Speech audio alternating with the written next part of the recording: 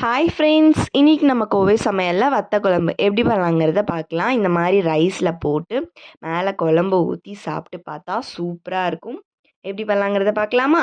First அதுக்கு பேனில் கொஞ்சமாக எண்ணெய் சேர்த்துட்டு அது கூட ஒரு ஸ்பூன் அளவுக்கு வெள்ளை உளுந்து, ஒரு ஸ்பூன் அளவுக்கு கடலைப்பருப்பு நல்லா சேர்த்துட்டு வதக்கி விட்டுட்டு அதுக்கப்புறமா ஒரு கைப்பிடி அளவுக்கு கொத்தமல்லி, வர கொத்தமல்லி ஆட் பண்ணிக்கோங்க. கூட ஒரு ஸ்பூன் அளவுக்கு சீரகம், 5 வரமிளகாய், காரத்துக்கு தகுந்தாப்படி நீங்கள் ஆட் பண்ணிக்கோங்க. நான் 5 சேர்த்துருக்கேன். ஸோ இதெல்லாம் நல்லா ஆற வச்சு ஒரு பிளேட்டில் இறக்கிட்டு, இப்போ அதே பேனில் 200 கிராம் அளவுக்கு சின்ன வெங்காயம், கூட ஒரு ஸ்பூன் மிளகு, 5, 6 பல் பூண்டு சேர்த்துட்டு நல்லா வதக்கி விட்டுக்கலாம்.